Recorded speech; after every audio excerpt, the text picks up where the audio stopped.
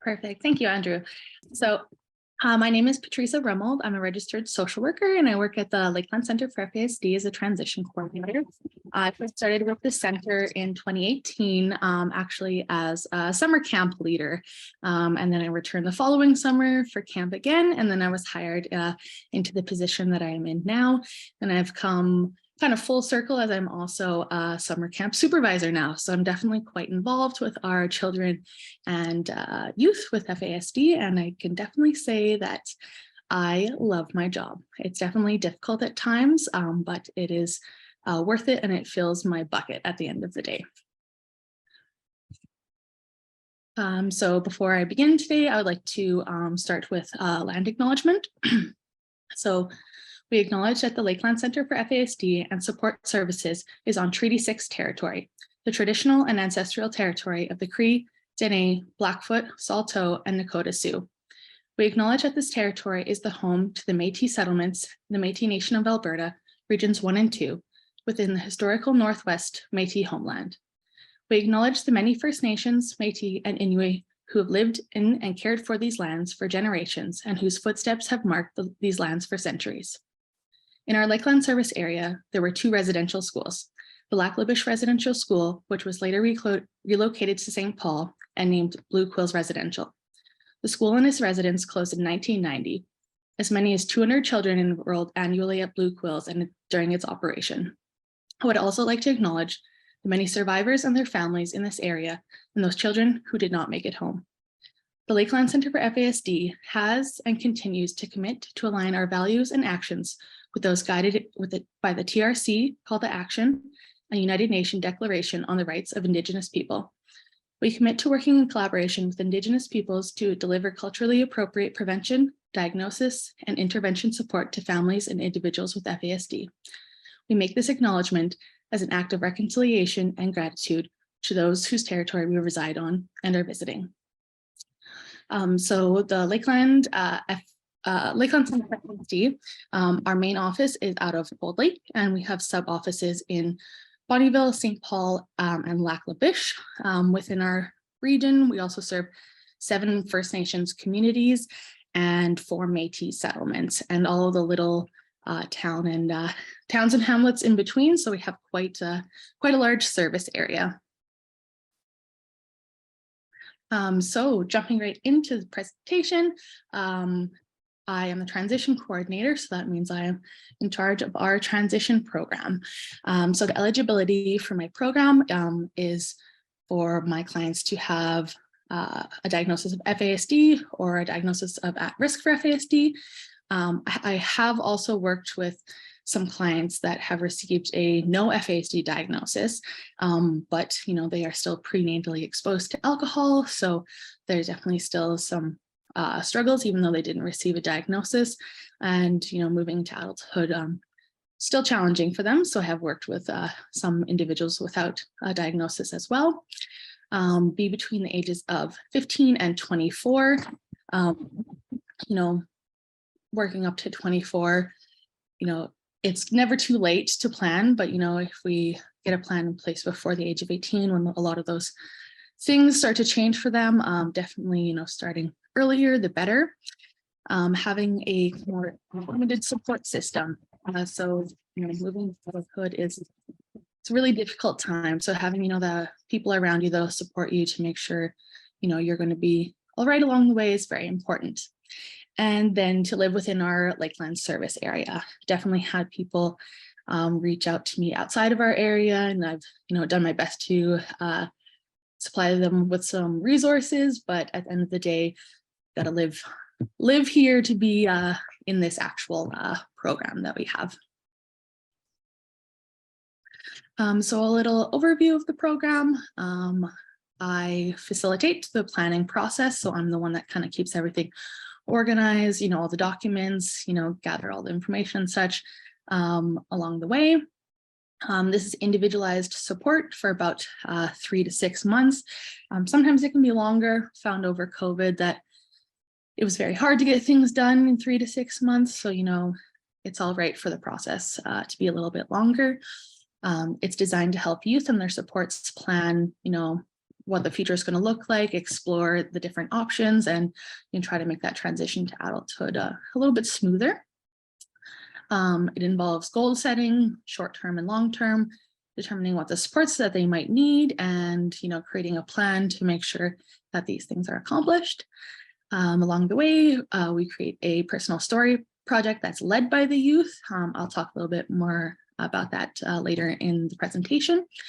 And at the end of the program, clients and their supports walk away with a written transition plan that's individualized to them and their unique future. It's quite a lengthy document. I think some are up to like 70 pages, but it definitely shows, how much work and, things there are to consider when moving into adulthood.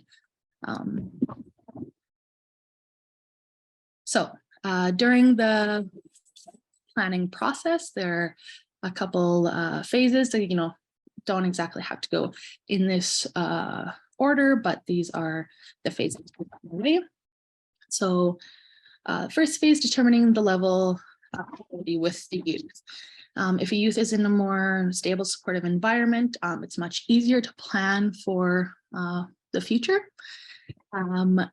Making a team and identifying, the priorities for the youth. Using a team approach gives the youth a very well-rounded support, as there's lots of things to consider. So there's going to be hands in the pot. Collecting information. So collecting information from multiple people, including the youth, gives a better sense of priorities that need to be addressed, and getting to know, the individual from their perspective as well as other people's perspective gives a good view of the youth and where their life is at and where their life will be going in the future. Creating the individual and family profile. Definitely, breaking down who this individual is, who has been in their life to support them and who's going to be there moving forward. The planning days, this can be broken down into multiple days. It can be, one solid day of planning, but it's going to consist of many questions to be answered, addressing priorities, goal setting, and, breaking down those goals into steps to get them accomplished. And at the end of the day, writing the actual transition plan, which that is my main job at the end of the day, to take all this hard work that's been collected from everybody and put it into a written plan for their youth and their supports. Every plan will be unique. There will be some similarities, within the plans, but at the end of the day, not everybody's goals and dreams are the same. So it's important to remember that these are individualized for the youth. So here at the Lakeland Center for FASD, we obviously have a transition coordinator. That is me, but unfortunately not everybody has that option. So at the end of the day, any support person who knows the youth well can take on the role of the transition coordinator. One person should be the one to take the lead and keep them organized in the process, keep the team all on the same page of what needs to be accomplished. This could absolutely be a school support, as I'm sure there's lots that work closely with students, and this might be a perfect option. At the end of the day, youth spend a lot of time at school, and some of their teachers and support workers know them quite well. Sometimes they spend more time there than they do with their actual families. So definitely looking to the school to help facilitate the transition planning process can be an option. And if the school is not an option, definitely another adult in their life that knows them well and can help them along in the process. So Jen, do you have a question? Sorry, I didn't want to interrupt. How do the schools, do you have any, do the schools do this transition thing willingly, or do they say, we're too busy to do that? I find it's kind of all over the place. There's definitely some schools that are way more willing to, be involved in the process, or like they're reaching out to me to try to fill these gaps. So it's definitely ebbs and flows, right? Depends on, if they, have a person that can kind of fill that role. And sometimes people are, they really want to make sure that these kids, are successful moving into adulthood. Other times they're, they just want to get them through high school essentially. So I definitely see a difference like across the board. Later on in the presentation, I actually do have a resource that was developed by one of our local high schools that they reached out to me because they really wanted to make a tool that could help all their students move into adulthood, make sure that transition is good, and also lots of resources for family as well. So definitely can say I wish everybody was, willing to do this. Like for me, it's a little bit easier because I'm the one that facilitates it. But when you don't have the one to facilitate it, it really depends on the school and, the individual workers that, do they have the time to do it, right? Do they really want to be involved in this process? But yeah, it's very important. So like if the school can't do it, then, another, maybe a family member, another support worker, a social worker could be the one to do it. But they spend a lot of time at school, so sometimes that's a good place to start. Yeah. So when it comes to the team, every team is going to look different. Some are going to be smaller than others, and definitely it is built to make sure that this youth has the people around them that they trust and they support and that can help them, move into the next phase of their life. So everyone on the team, the input is good to have from youth as well, who they want on their team. So it can range from everybody from immediate family, teachers, elders, caregivers, support workers, social workers, club leaders, coaches, counselors, clergy, school supports, healthy friends, extended family, whoever is going to help that youth, move forward into the next phase of their life is important to have on the team. I have worked with some youth that actually, don't have a very positive, healthy relationship with their immediate family or their caregivers, which is, unfortunate, but they've still wanted to be involved in this transition process. And, they are concerned about what their future is going to look like. So as long as they're, willing to put in the effort and be part of the team and, connect with the other teams, fill in the gaps of, not having that immediate family or caregivers there, definitely still work with them as well. So definitely know that teams will be very unique as well. So when we're building the team, I really like to use the circles of support. This can definitely help the youth know like who their safe people are and definitely help with vulnerability. So examining their first circle, so their circle of intimacy, their household, their immediate family, those people that are like, really close to them, and what kind of information will be shared with them, what kind of support they will get from them. Moving out to our next circle, the circle of friendship. So this is kinship and informal networks, who in this circle are their people. Moving out to the next circle, we have circle of participation, so community environments, networks, and formal services. So this will be a lot of like community supports they're connected to and the people that can fill the gaps for them.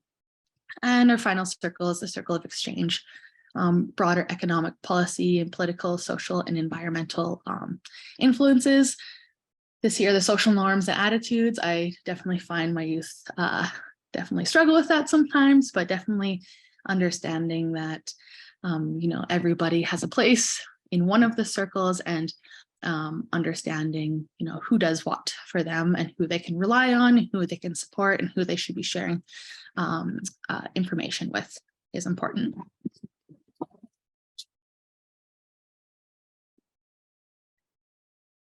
Right, so in the team, it's always important to involve the youth.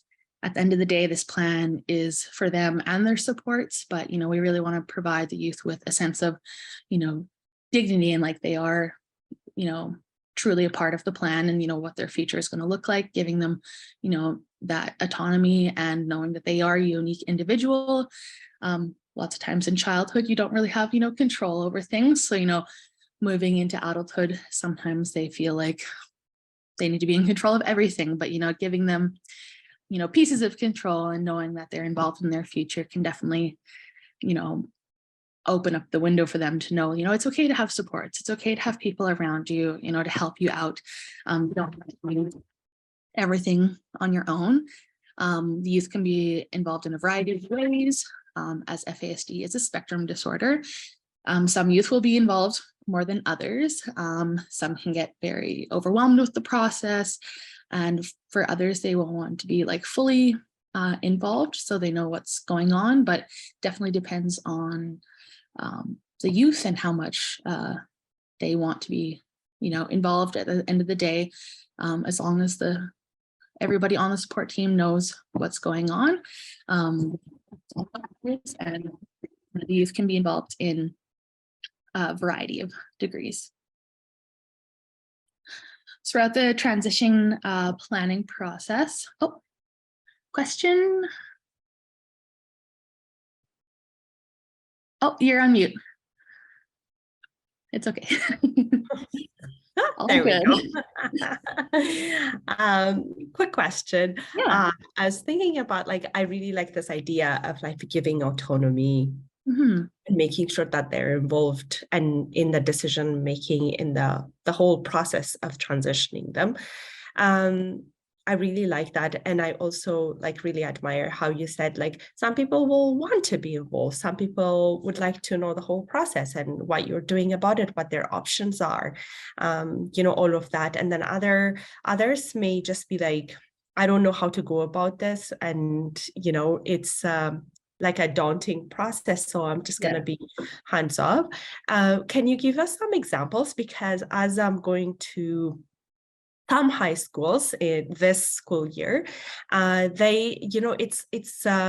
it's tricky in how you coach the teachers in the amount of involvement they have, right? And so if you could just give us some examples, it doesn't have to be school-based, but from your own experience, tell us how you have navigated through that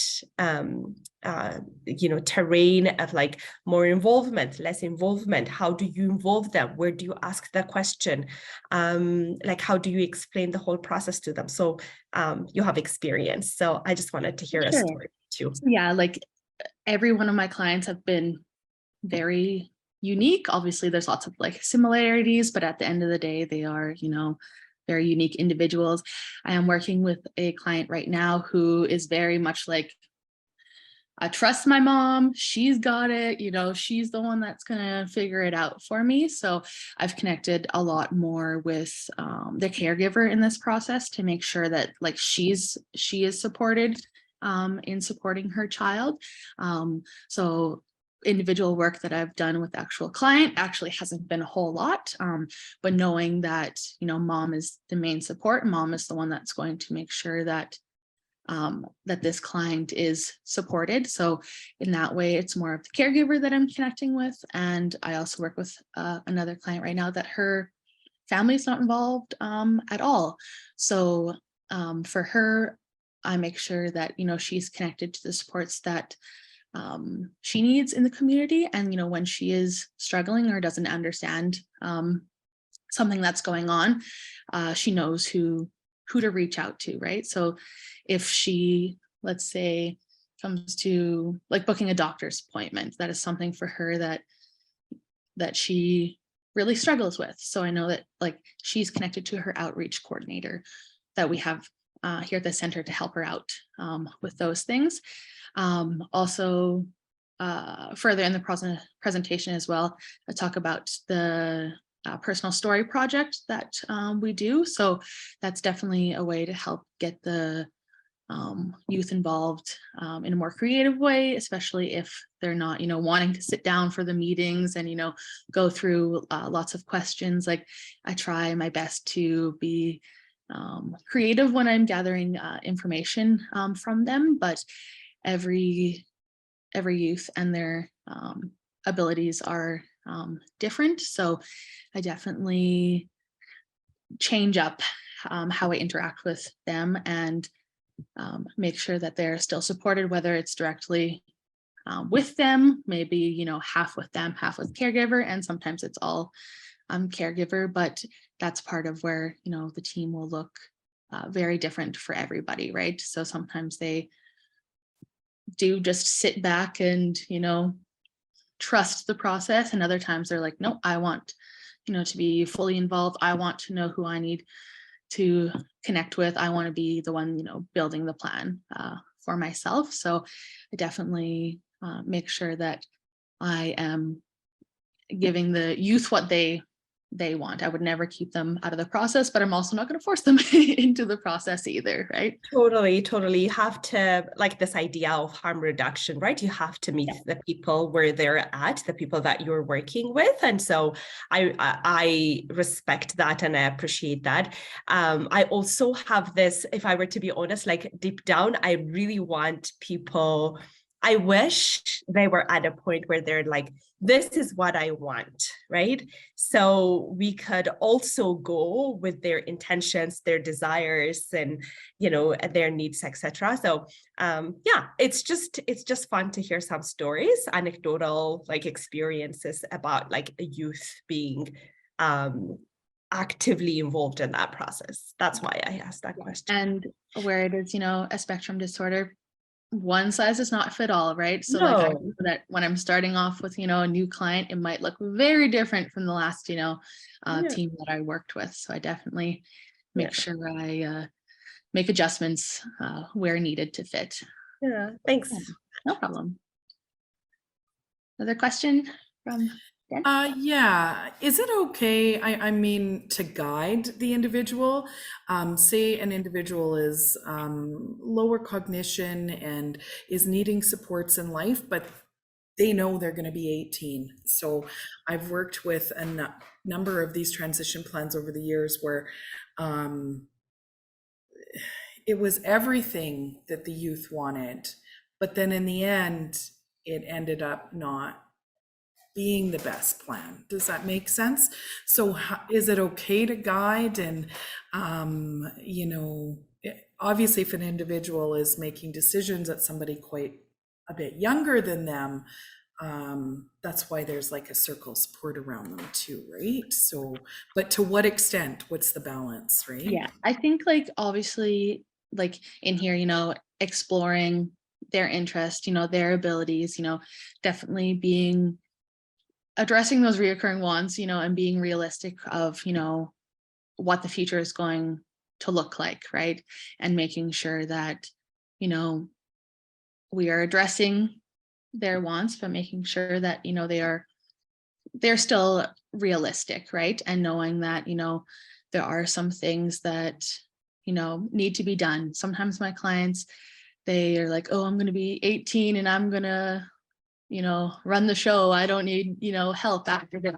But I always, you know, try to let them know, you know, everybody has support, right? And, you know, going into adulthood with a free for all kind of attitude is where it can get kind of scary. And sometimes I do give them, you know, examples of other people that I know that perhaps, you know, this is kind of the road they took and maybe this is where they ended up. So kind of giving them those, you know, concrete like facts, sometimes breaking it down into, you know, why they want to do these things, right?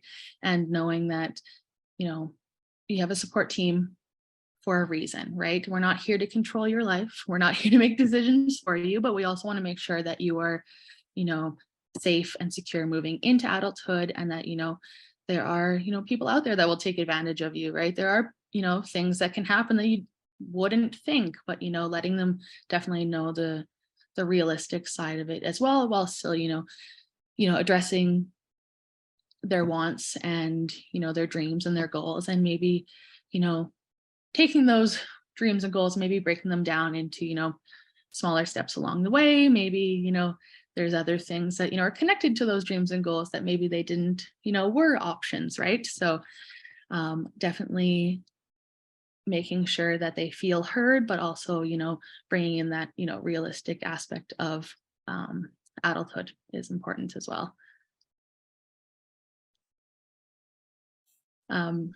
So That's helpful. Thanks. yeah, no problem. So in the transition planning process, there's always lots of things to think about and address. So exploring the interests, of the youth. Sometimes they have no idea where their future is going to go for them. So, breaking down what their interests are, maybe how those can connect to their future, careers or outlets, recognizing the abilities that they already have and where maybe they need some help, increasing abilities in extra areas. Maybe, there can be some abilities that they'll always need support with, establishing their strengths. Sometimes this can be very hard for my clients, but, especially through the personal story project, this is something that can be broken down a little bit easier. And, instead of just pulling them out of their heads, kind of getting creative to find out what their strengths are, also identifying their needs as well. Sometimes they're like, oh, I don't need help with anything. And I'm like, everybody needs help with something along the way, right? So definitely taking the process to dive into that. Building that support team, making sure that it's fitting for them and including the people that they want, and also, bringing up some options of maybe other support people that, the youth or their caregivers don't know about. Determining the level of supports. Every client is different. Everyone's going to need a different level support than others. Goal setting for the priorities and the dreams that they have for the future. Setting realistic timelines for those goals. Definitely, sometimes they think things are going to be done next week, but breaking down the process of, hey, this application might take 6 months, and letting them, be involved with that timeline. And not everything happens at a snap of a finger, and creating them that individualized plan.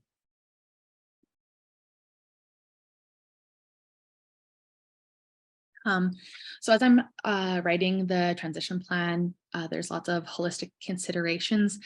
There's quite a few here. Not everybody will have all these are on the page. Sometimes there's going to be more that need to be considered as well. So education, what is it going to look like for them, finishing high school? Are they going to be going to post-secondary trade school? Is there going to need to be, training? Their physical health, other things that need to be addressed now so they don't get, worse in the future. Are there chronic health issues that they might need to, know that are serious and that, definitely need to take care of those as they get older.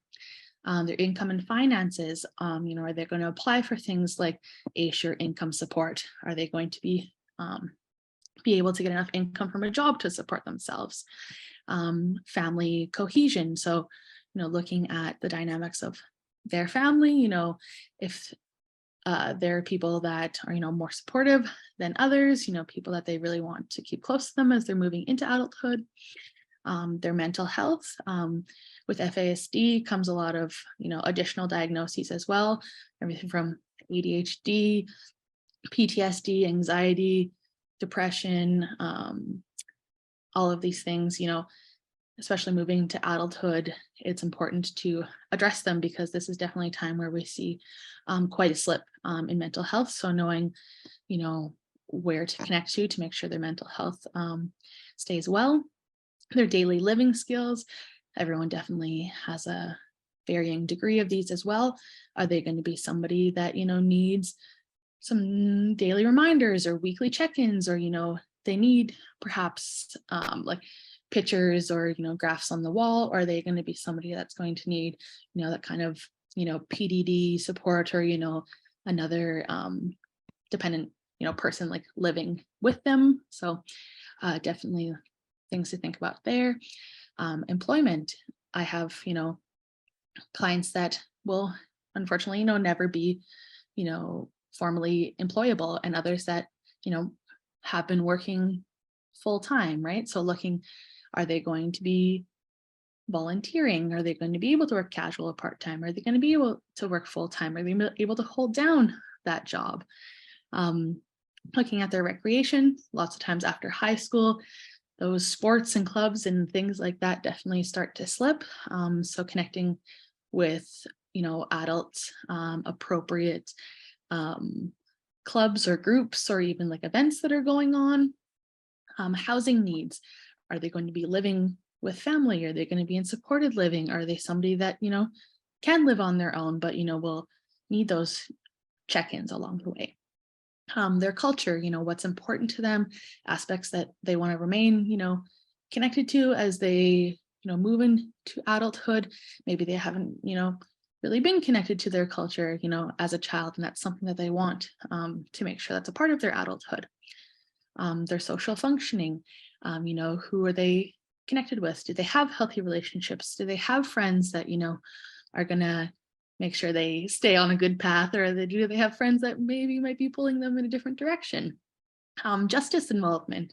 I've had quite a few clients that have had justice involvement as a youth, and moving into adulthood, they want to make sure they know that that is not part of their adult life, because some of them do understand the difference between youth charges and adult charges, and that's not something that they want popping up again. I do have some that have been unfortunately involved with stuff that they didn't even really realize that was getting them in trouble. So definitely having that part of there. If there's probation, if there's requirements for them, definitely help them out so things don't get worse, or if they don't make a probation, then there's warrants out for their arrests and things like that. So having that a part of the plan is also important too. Their spirituality, if they want to remain, connected to church as they get older, if they want to explore their spirituality in different ways, I'm definitely looking into that as well. Parenting, definitely have some young parents out there, and having, support, whether it's through family members, groups, getting the help that they need financially to support their kids. Individuals with FASD can absolutely be parents, but it's really hard, to do it on your own, and, to know the options that are out there to support them are important. Some of my clients will, need a trustee or a guardian as they get older. And this is definitely a really big safeguard for them. And some absolutely will need it, others will not. Sometimes they just might need help managing their money. Sometimes they definitely need somebody to fully make those decisions for them. And for these holistic considerations, it's definitely important to look at all aspects and prepare for all the changes that will happen within them. Seems like a lot, but life is a lot at the end of the day. So make sure we examine these thoroughly and make priorities, goals, connect them with the proper community supports and recommendations for success within these considerations. And so breaking down goals, is quite important, right? So we can have a goal of, going to college, but what is that actually going to, entail, right? So with the goal, there's always tasks that need to be accomplished, and then who's going to help support them to accomplish them, who's going to hold these responsibilities on the team, and then the timeline of, when they need to be done here. So a good example here is, attending a transitional vocational program. Great, that's our goal. Now, how are we going to accomplish that, right? So as you can see here, there's quite a few people involved, Karen, Mary, and Roger, that are helping out Christopher to make his way to the TVP. And, these tasks might change. The goal might change, right? Like all of a sudden, Roger might be like, you know what, actually, I want to go to trade school. So then, we got to put on the brakes and we got to change the goal, and, being flexible along the way, knowing that these might change is important, but having a good visual and breaking it down to like a SMART goal definitely makes it easier to accomplish little tasks along the way, and everyone can know what they are in charge of. Along the way, it's important to remember that there are required documents for adulthood as well.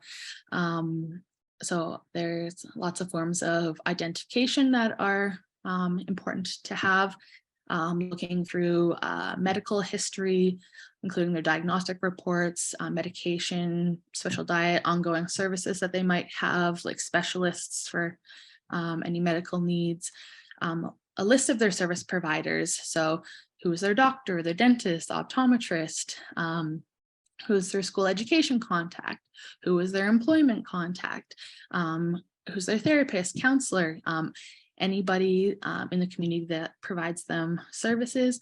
And it could even be people they're not connected to yet, but it could be possible help for them in the future as well. Their school records, including psychological assessment. This can be helpful for when they're applying for things like AISH and PDD, and definitely makes it easier, you know, if a psychological assessment is already done. Oh, Brenda, do you have a question? I just wanted to just throw something in. When we talk about doctors and all those sorts of things, we really need to remember that a lot of these youth will have to switch, because a lot of times they are engaged with a pediatric dentist or a pediatric doctor, and sometimes that can turn their world upside down. They're not the best at advocating what their needs are and their diagnosis is. So a lot of times that will take that second person to accompany them and help them through that.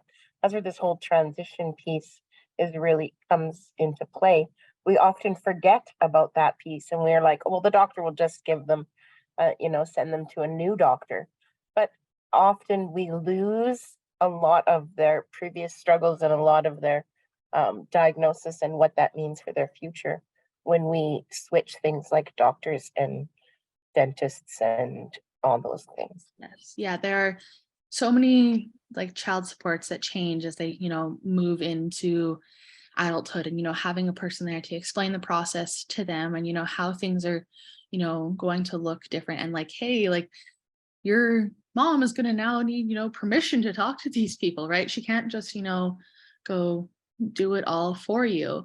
Sometimes in a small town, it's a little easier to navigate those things, but, if you're in a big place like Edmonton, like they will not give you, information unless, they have written consent. And with my clients, like especially when it comes to like employment contact, right? Like I let them know, like, it's okay. Like if you want your outreach coordinator to come in, or, your parent to come in and talk to your employer and, tell them the things that you might struggle with, or things where you might need help, or the things that you would be really good at your job. And I have definitely seen those things like make a huge difference in, the job stability of my clients, or the success of, transitioning into different supports as they now become 18. And some supports are lost, some supports are gained.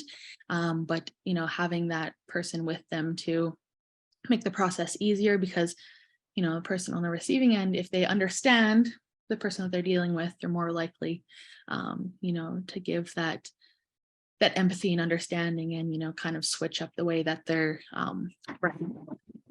the client. Where was I here? So some more documentations. So verification of income. Turning 18, all of a sudden you have to do your taxes. I'm sure half of us don't even, understand that process, and have somebody else, do it for us, right? But know that, this is a requirement as they move into adulthood. They need an income tax assessment every year, whether they're working or not.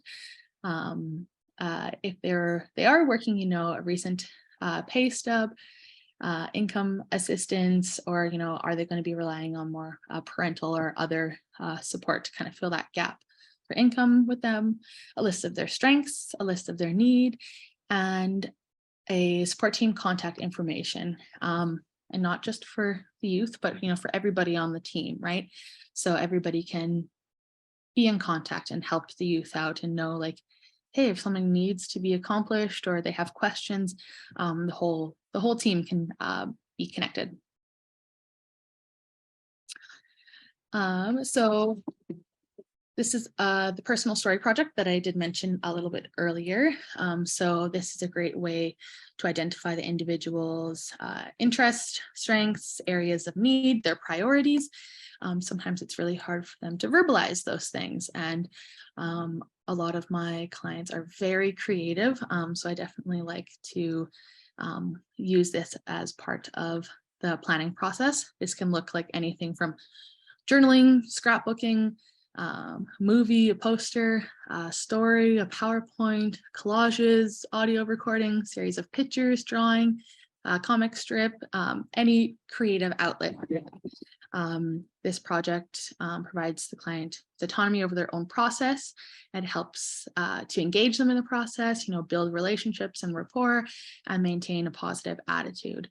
Along the way, when we're talking about their needs, like, it's always good to still put it in a positive light, right? Like, we want to identify where you need help because we want you to do well, right? We're not, dwelling on the fact that you need, help, but definitely want you to have a more positive transition into adulthood. Question? Yeah. Gallery there. I'm gonna say you're on mute. When I put myself on video, I feel like it's automatically like I'm also. Oh, when you do one click, yes. And I start no talking. Problem. No problem. Okay. My question is, maybe you will even touch upon this.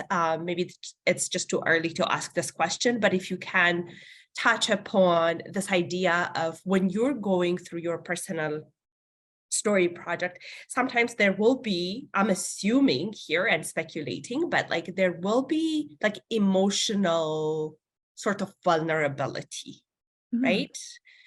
And I'm just wondering how in the past you've navigated that, if it has happened, or any ideas from you or from just a group on Zoom in terms of handling that emotional vulnerability, because like we're talking about trauma-informed care, right?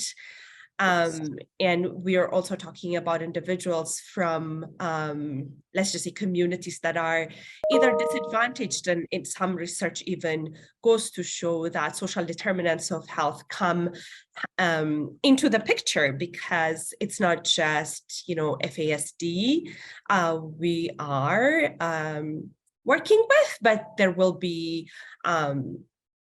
overlaying of issues, right? Things that are simultaneously happening with that intersection that was mentioned in an earlier segment, where people find themselves.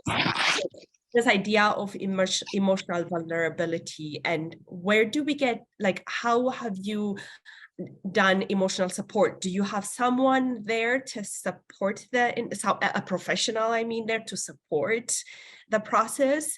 Because I feel like sometimes it could be even more than just what we can do in terms of like supporting them. But what's your assessment of that?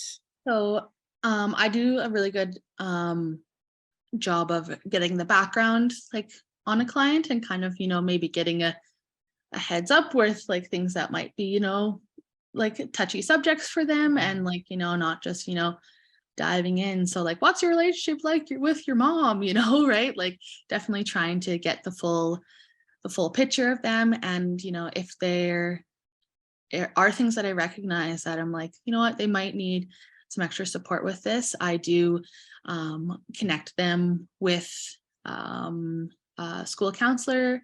They have, we do have a counselor through our center as well. She's actually an art therapist. So she uses some creative outlets, because sometimes talk therapy, even for people that are neurotypical, is boring, right? So we definitely make sure we connect them with the things that they need, whether that's through mental health, that's school, art counseling. And I think really, you know, even with their areas of need, like really trying to keep that, you know, positive approach. And you know what, knowing that, remind them, you know, it's okay to need help, that, you know, it's okay that, you know, that it's an emotional process. And, you know, at the end of the day, making sure that their needs are fulfilled, and, you know, making sure that they know the options that are out there for them. At the end of the day, can't force them to do anything, but, you know, let them know like that it's okay to talk to the people that you trust, and it's okay to go to a professional, and that, you know what, this process is hard, right? And definitely know that the team is there to support them along the way. It is definitely hard.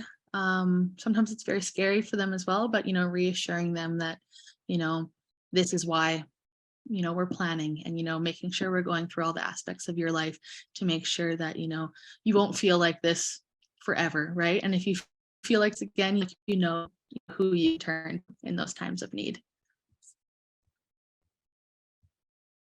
Thank you. No problem. Andrew? Yeah, I just want to jump in and let you know that we only have 10 minutes left, and you've got about 10 slides left to get. Okay. So if you want Helpful boogie. to, yeah, thank you. No problem. All right, so here are some examples of personal story projects that some clients have done. Definitely can give a good, you know, visual of themselves to other people. And, you know, sometimes when their words exactly, you know, can't express it, sometimes, you know, seeing it on paper or, you know, any form of media can help. One of my favorite parts is here on this collage. Celebrate who she is and what she can be. I definitely touched my heart when my client cut that out, because that is what the transition planning process is about, right? Is who you are and what you can be, and, you know, the supports to get you there. I have a quick little video here. It's only a minute long. It's one of my favorite TV ads from the 90s. Some of you may remember it.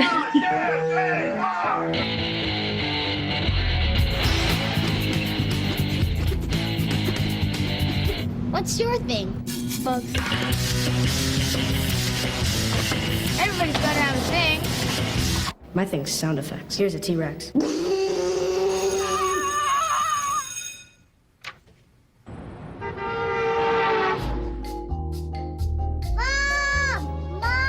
Aiden cut me in half again!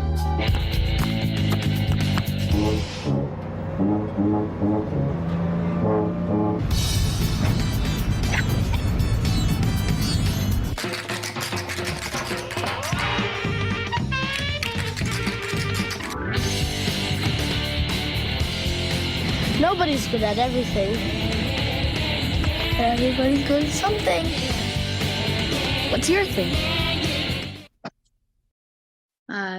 So I really like that because sometimes when I ask my clients, you know, what are you good at? Sometimes they tell me nothing. And, you know, that's not true. Everybody is good at something. It doesn't have to, you know, be these huge elaborate things, but at the end of the day, you know, they're always good at something. So I find the personal story project kind of helps them to, you know, really look in the inside of themselves and to find out what they, you know, are truly good at. Definitely looking at independence versus interdependence, moving into, you know, adulthood. A lot of people think, you know, it's a time where, you know, you're on your own kind of thing, and that, you know, you're by yourself, but that's, you know, it's not true. And a lot of youth with FASD face these societal expectations that, you know, very overwhelming and daunting, but, you know, aiming for interdependence, and, you know, it's okay to have support from other people. It's okay to rely on other people to, you know, make sure that you're successful in adulthood, because at the end of the day, you know, I think finding an adult that is like truly, truly independent and, doesn't go to somebody else for help, whether that's, taxes or childcare or, banking or even like packing your groceries. It is definitely, it's hard. So, looking at interdependence and you know what, we're not meant to walk through life alone and do everything by ourselves. So I always remind my clients that, I even tell them the help that, I get in life, right? Because sometimes they can be like, I got this on my own. I'm like, well, life's a little easier if you have people around you, to help you out. So definitely try to break that down for realistic and know that they, things aren't going to, be smooth if you're turning 18 and, expect to be an independent adult. So, the support team, to remember that, it is important. One cannot outgrow FASD. I've seen online, comments like, oh, they had FASD in childhood, there's no excuse now. I'm like, well, no, they still have FASD, right? And, it might explain, why some things are, going on with them. Societal norms may, place these unrealistic expectations on the adolescent, and it's good for the support team to, make realistic expectations, that fit where they are at. Adult services are unique to every individual with FASD. Not one service is going to, fit all. So definitely, that's the community of supports that are needed, and each person is, unique and requires their own plan and path to access these services. I've had some clients move because, where they're at is definitely just not going to meet their needs as an adult. Sometimes they turn to online support as well. This is one of my favorite pictures that kind of give, the overview of, they might be 18, but this is where they're functioning. I had a client a little while ago, we were having a discussion about what was going on with his life with another coworker, and she was like, and you were how old? He was 19 physically, but he's like, well, I feel like I'm 12 in the brain. So for him to actually, express that was like, it was really cool, because if you're looking here, might be 19 here, but, he said himself, like he was functioning at 12. So for him to be able to vocalize that, to people that, support him was really, really awesome. And it definitely, him knowing his own abilities and where he is at will definitely help him in the future as well. The expressive language here, being older than their age. I recently looked through a WIAT of one of my clients, and she was in grade 8 when it was done. And a lot of these other skills over here were quite below grade level. She was in grade 8. They were kind of like grade 3 to grade 5, maybe one was grade 6, but all were quite below the grade level she was at, except for her expressive language. It was the only one that was actually above grade level. So this is the picture that, actually popped into my head. So as they get older, their talk can make them seem like, they are functioning where they're at, but, on the inside, when you break it down and look into it, like they might actually, be struggling quite a bit. And at the end of the day, transitioning to adulthood can be very overwhelming and confusing, and preparing for life changes can help reduce a lot of these adverse outcomes. So quite a list of challenges they may face here. Definitely, there's more challenges they can face here. Not everyone will face these challenges, and the outcomes are not directly due to prenatal alcohol exposure, but many challenges can be prevented with proper interventions and support, such as a transition plan. Even with a transition plan and a support team, these challenges still might arise, but knowing who to turn to when they do arise, might affect the outcomes or the durations of these challenges. So it can definitely help with the future. This is the transition to adulthood tool that I mentioned earlier that I helped have some input on. Let's say there's quite a few.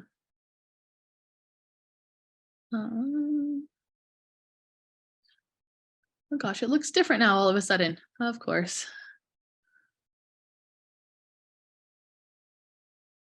Right. Andrew, I have to wrap up. Yeah, sorry, we gotta move it back in 2 minutes. Yeah, here. no problem. Mostly the end here. So these are all links here. So if the PowerPoint is all given out, I can definitely go through the links. But some final tips for success: start early, don't rush, build a team, be flexible, realistic expectations, stay focused. And youth with FASD, they thrive off of structure, routine, and consistency. All these resources here have links as well. The top one here is the transition planning guide for the Lakeland Center for FASD. It's about a 70-page document, goes really in depth to what the planning guide will look like. And then quite a few other ones there that can help throughout the move to adulthood. And that is all from me today. My email is here. So if you guys want to reach out to me, if you have any additional questions, all of our social media, website, those things for Lakeland Center are over there. Feel free to follow us. We're definitely always putting out new things. Sorry to cut it close today, but I hope I answered many questions along the way, and feel free to send me an email. I'll be more than welcome to chat with anybody that wants some more info.